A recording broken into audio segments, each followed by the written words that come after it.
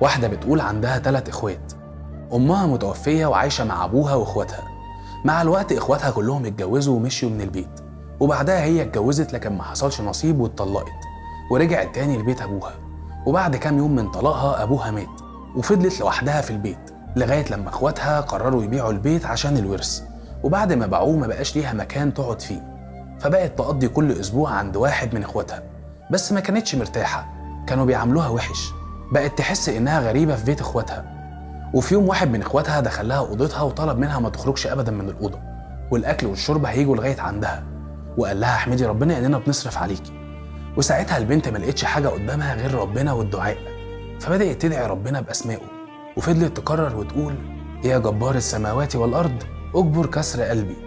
وفي يوم وهي قاعدة سمعت دوشة كتيرة بره، وفجأة أخوها دخل عليها وطلب منها تمضي، واتفاجئت إنه بيكتب كتابها.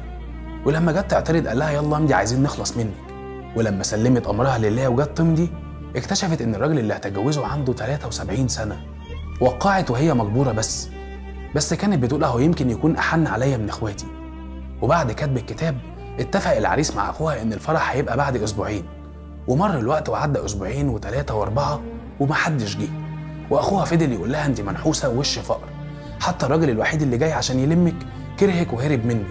وكل ده وهي لسه بتدعي ربنا يا جبار السماوات والأرض اجبر كسر قلبي. بعد شهرين الباب خبط، ولما أخوها فتح لقى شاب صغير بيقول له إنه ابن الراجل العجوز اللي اتجوز أختك، أنا جاي أبلغكم إن أبويا توفى، وكنت جاي أزور مرات أبويا لو تسمح لي. الأخ رحب بيه جدا ودخله، ولما دخل عليها الأوضة قال لها أنت مرات أبويا وفي مقام أمي، وأنا جاي أديلك حقك الشرعي، أنت ورثتي من أبويا 10 مليون جنيه. أخوها لما سمع الرقم اتصدم. الولد طلب منها توكل واحد من إخواتها عشان يخلص ليها الإجراءات، بس هي رفضت وقالت له أنا ما بقيتش أثق فيهم، أنا هوكلك أنت.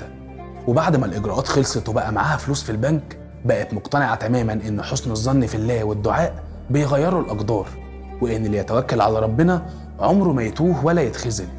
ربنا قال لك ادعيني وأنا هستجيب لك، ربنا لطيف بعباده، مفيش أحن منه علينا. عشان كده قال لك الدعاء بيغير الأقدار وبيبعد الأذى عنك وبيفتح لك كل أبواب الخير.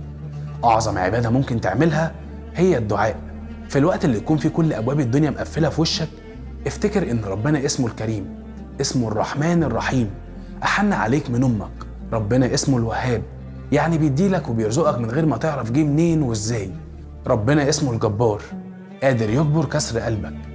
ربنا اسمه العزيز، قادر يعزك عن سؤال غيره.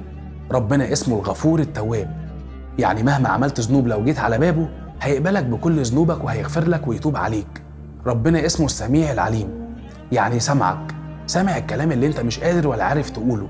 ربنا قريب مجيب لكل حاجة بتدعيه بيها.